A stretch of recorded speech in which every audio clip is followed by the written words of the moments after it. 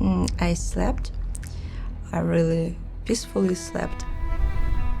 And I received a call from my friend. It was 5 a.m., I think. And she just told me that, Nastya, it is war, so you just should to do something. Ja, in der ersten Stunde habe ich einfach geweint. Es war für mich komplett unerwartet. Es war auf einen Schlag. And you're sitting in the corridor or in a bomb shelter and you start crying because like you are exhausted. Und auch der Umfang der Invasion hat mich eigentlich wirklich nochmal erschüttert.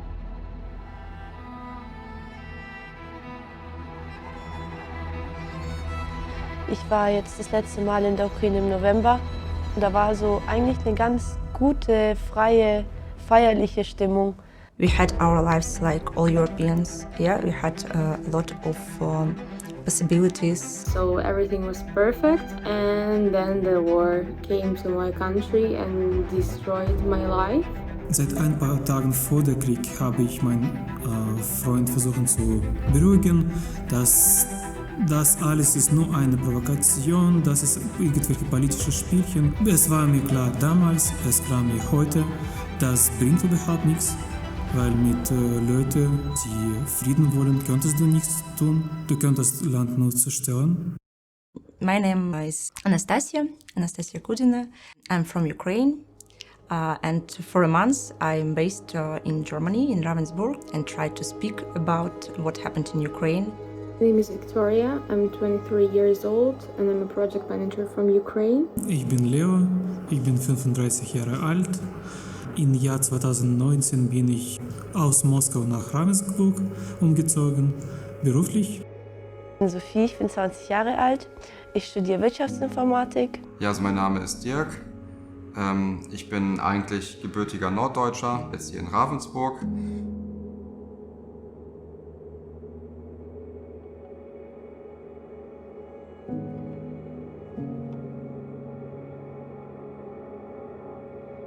Als ich meine zukünftige Frau getroffen habe, sie hat mit mir diese Idee geteilt, dass sie irgendwann nach Europa umziehen will. Und ich habe gedacht, okay, ich will auch ein besseres Leben. Und auch mit politischer Situation, zu dieser Zeit war ich nicht zufrieden. Es gibt solche Redewendung, ein Frosch zu kochen. Es ist ein mittelalteres Experiment, wo man ein lebendiges Frosch kocht. Und Ziel des Experiments war sicherzustellen, dass Frosch dieses Moment nicht bemerkt, wann alles ist echt schlimm. So war es in Russland. Ich habe einfach bemerkt, dass es gibt viele neue Gesetze und viele Leute bekommen Strafen. Dann habe ich angefangen, meine Netzwerke zu kontrollieren, was ich wo schreibe. Facebook und Kontakte geguckt, ob ich da irgendwelche Witze über Religion zum Beispiel geleistet habe oder nicht. Am Ende habe ich einfach meinen Account gelöscht in diese Netzwerkkontakte, weil es war einfach zu gefährlich. Sonntag war ich bereit umzuziehen nach Geburt meines Sohnes. Mir war klar, dass eines Tages Stefan wird mich fragen, Vater, wozu alles das so? Oder vielleicht wird er nicht zustimmen mit irgendetwas und dann gibt es Risiko für ihn, für seine Gesundheit und Leben. Seit letzten 3 Jahren hatte ich nie einen Gedanken, dass es war eine falsche Entscheidung, nach Deutschland umzuziehen und besonders dieses Jahr. Ich habe das Gefühl, dass ich in letzten Wagen eines Zuges gesprungen habe. I decided to leave the country in the first day of the war. My working place isn't connected to the specific office or city or whatever. So the decision was made that I need to leave the country in order to provide my family with the financial support if that might be needed. One of my colleagues, he's only 20 years old. When the war started, I was shocked that he is going to the war because he's so young. And when I saw him on the street and I was about to say a speech to him to support him, but when I saw him in a military clothes, the only thing that I did, I started crying. I hugged him and like said that I hope that you will return. My friend, they were going to Uman and they have 2 cars, and they invited me with them, but I can't pick up my mother and brother. I felt really so bad. Like when my father died, I was 16, and I understood that I'm responsible for family, like I should be like my father. So that moment, first task in my mind was to pick up my mother and brother. Maybe it is my last day, or I didn't know. And one shiny girl, my friend Ilona, she told me that I never leave you here, so we are going for your mom and brother. I remember air sirens, but we understood that we can sit in bomb shelter, or we can pick up my mother and brother. It was really so shiny moment. It was like angels with us. I don't know. And it was so quickly we can pick up them. And it was really so calm our way. I know that moment, exactly that moment, Russian army, they were in Kiev, near the place my mom lived. Bruder von Anastasia, Alexander, ist mein Kumpel. Er war mein, sagen wir so, Hauptkontaktpartner in der Ukraine, als Krieg angefangen hat. Und so habe ich ihm vorgeschlagen, Lea und Anastasia nach Ravensburg zu schicken, wo ich und Paulina um die kümmern können. Ich glaube zuerst, die waren ein bisschen vorsichtiger. Du hast ihn per Internet kennengelernt, nie getroffen. Ich habe auch persönlich Nastja geschrieben, bitte glauben an uns. So, es hat geklappt.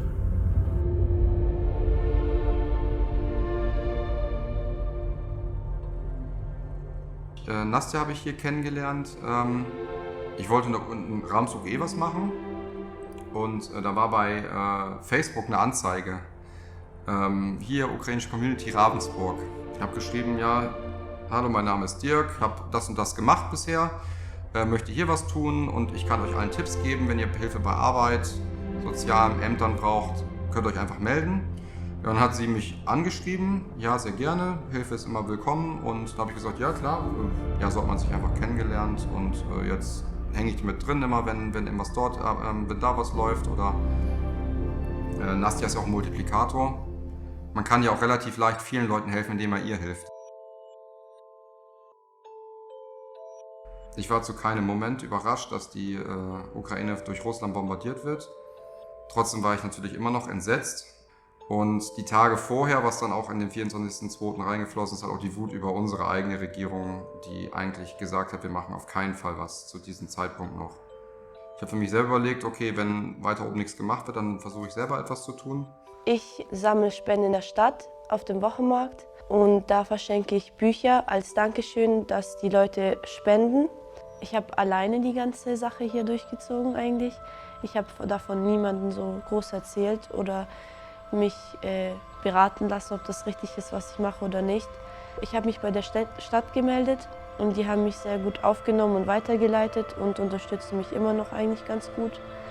Und ich habe jetzt so mein Umfeld, die auch stark interessiert sind zu helfen. Meine Mutter hat die ukrainische Wurzeln und wir sind eigentlich schon jahrelang öfters in die Ukraine gefahren für mehrere Wochen, und wir haben eigentlich die Ukraine schon immer unterstützt. Seit wir zu Hause 4 Flüchtlinge wohnen haben, ist es halt schwierig, einfach nur nebendran zu sitzen und denen nicht helfen zu können. Wir helfen denen halt hier, indem wir da sind, und dort müssen wir halt anpacken, wie wir können. Dann habe ich geguckt, was ich in meinem kleinen Welt machen kann. Ja, und dann habe ich angefangen zu gucken, okay, wo muss ich hin? Wo kann ich irgendwie Güter hinbringen oder so? Das war das erste Mal sehr dilettantisch. Alles selber gekauft, Desinfektionsmittel hingebracht, Leute mit zurückgenommen. So. Danach war es schon ein bisschen mehr. Überlegt, was kann man mitnehmen? Okay, abgewegt. Dann beim nächsten Mal dann mit einem Netzwerk aus Konstanz. Da habe ich dann über einen 9er-Bus bekommen. Weil es ging ja primär darum, die Leute herzuholen. Und dann überlegt man natürlich, okay, was wird denn am meisten gebraucht? Ich habe viele Freunde gefragt, ob sie was spenden und viele haben was dazugegeben auch. Als ich das erste Mal da war ich sehr nah dran, da war ich ja in Prömsel. Das war ein gespenstisches Gefühl, also es gab Chaos im Bahnhof dort. Als ich noch mal gefahren bin, später gab es ja auch einen Einschlag zwischen Lviv und der polnischen Grenze und den hat man auch gehört, wie Gewitter. Und da habe ich mir auch gedacht, so krass, der Krieg ist wirklich hier in Europa. In meinen Autos, das weiß ich noch, es waren 30, 49, müssten ungefähr 60 Leute gewesen sein. 6 Katzen, 2 Hunde und ein Kaninchen. Ich war jetzt am Samstag zum Geburtstag einer älteren Dame aus Odessa, die gesagt hat, sie möchte unbedingt, dass ich vorbeikomme zu ihrem Geburtstag. Das habe ich gemacht am Samstag. Die Leute, die nach Ravensburg gebracht habe, mit denen habe ich noch Kontakt. Mit allen halte ich Kontakt, so gut es räumlich eben geht.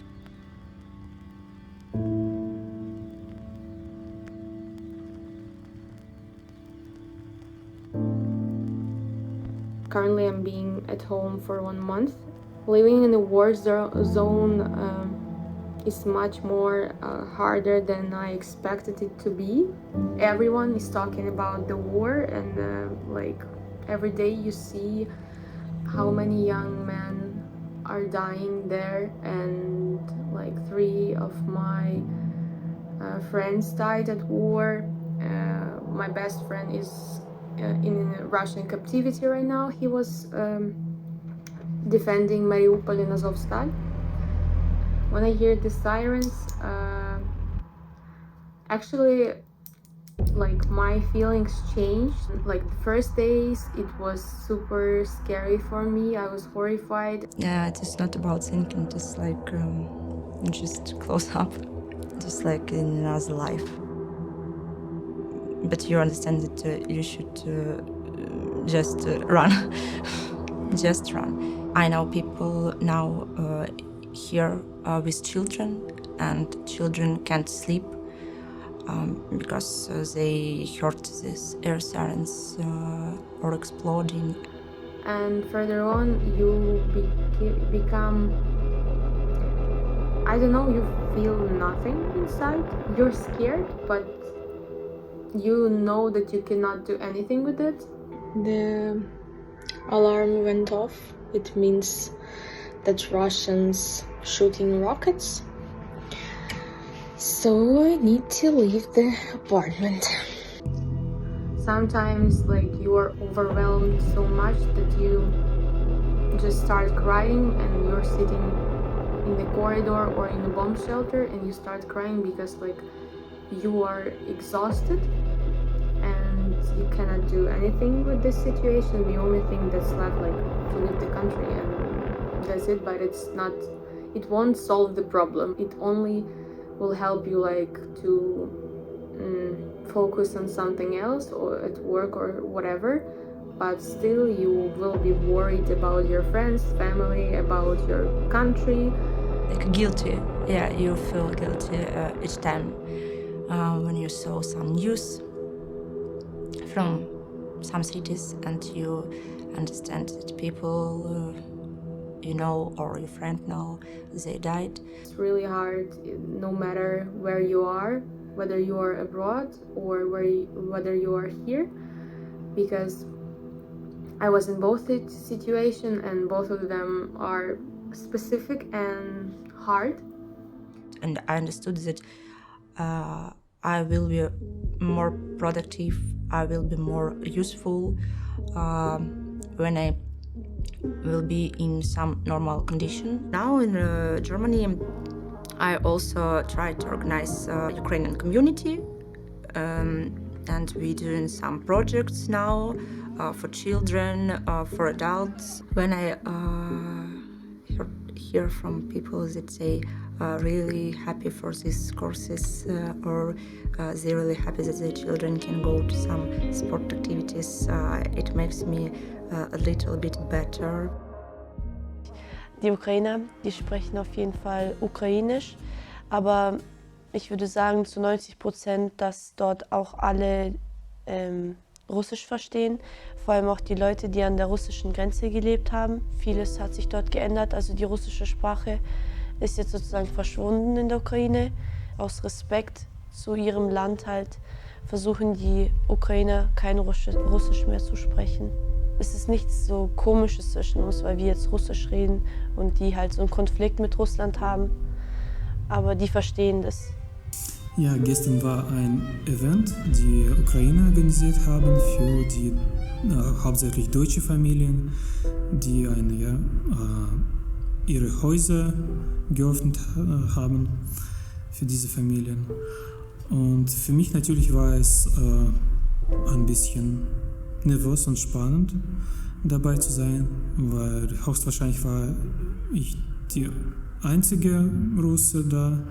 Ich weiß, dass meine Frau Paulina, sie war ziemlich nervös, weil sie fühlt sich sehr, sehr schuldig. Aber ich kann sagen, dass alle unsere Ängste waren grundlos.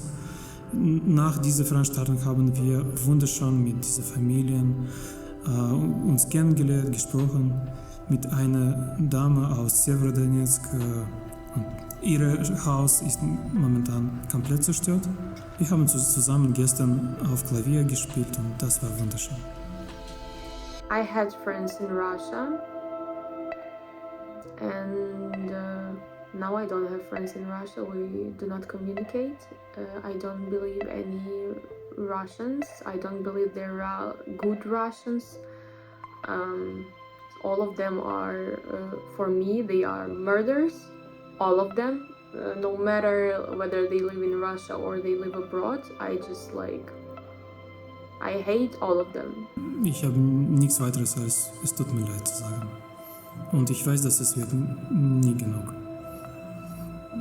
Ich hoffe, dass das sagt Wut, der momentan gibt.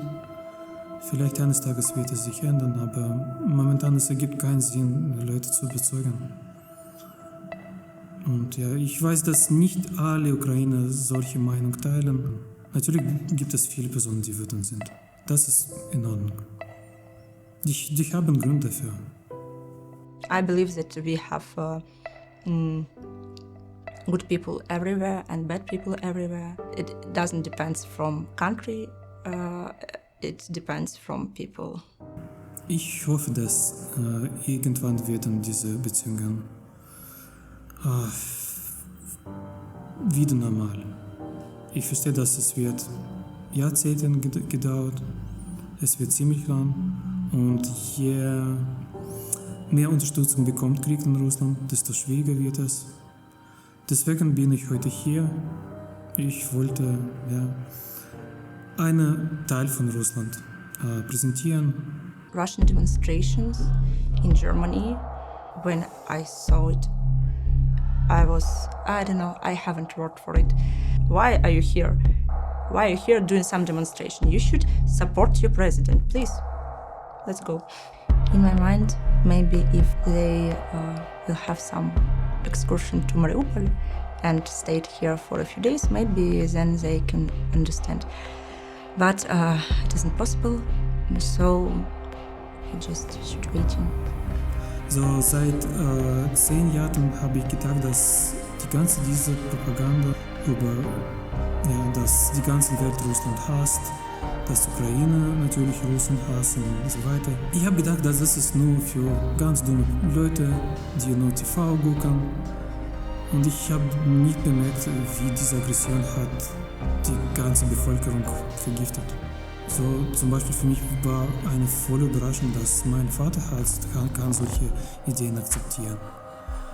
Weil er war vorher ziemlich demokratisch. Someone who you thought your friend one day can tell you that you're a Nazist or something. You have access to all sources in the world, but you just believe what they say. It is choice. It is really choice. Das hat uns Geschichte gezeigt. Nie wieder heißt nicht nur Gedenkfeiern abhalten, sondern es geht bei so Kleinigkeiten schon los. Es sind wirklich Kleinigkeiten, mit Leuten noch zu streiten oder das nicht unkommentiert zu lassen, bis hin halt zu Lieferungen und zu tatsächlicher Hilfe an Staaten, ja. It's not only Putin's war, it's war of the whole Russia, because they didn't stop this how you say it without saying bad words. Now, this war of Russian people who support him, who killed, who raped, who stole things from houses, that's also their war. Ich bin fast überzeugt, dass es Putins Krieg ist. Ich sehe aber, dass seine Umgebung auch Krieg unterstützt. Ich glaube, dass die ganze Geheimdienst unterstützt Krieg. Und jetzt ist mir offensichtlich, dass diese Leute haben seit Jahrzehnten für dieses Krieg sich vorbereitet. I think that Ukrainians always were really more freedom than Russians. When we don't believe in our president or politics, we change it. From all our history, we fight it for freedom because we have freedom in our hearts and in our minds. Es ist einfach schwierig in der Ukraine vorzustellen, wie viele Grenzen gibt es in Russland. Ich bin sicher, dass es gibt mehrere Personen, die Krieg unterstützen und andere Teile, die haben Angst. Es gibt Risiken, dass Leute werden schnell satt von diesem Thema.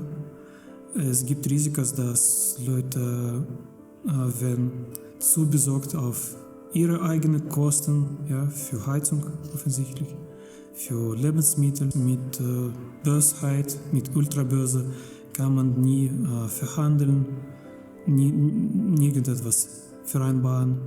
Dieses Gewöhnen, okay, da herrscht halt ein Krieg oder sterben jeden Tag ein paar hundert Leute. Das ist halt das Schlimmste, weil auch die Hilfe dann zurückgeht. Und nee, man sollte es nicht vergessen, man darf sich an Krieg nicht gewöhnen. Ich würde sagen, dass jede Hilfe einfach was bringt.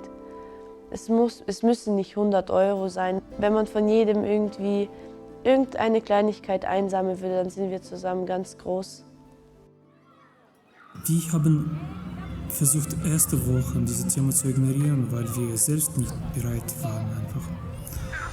Dann war es für uns klar, dass er merkt alles. Er merkt, dass wir weinen, dass wir traurig sind.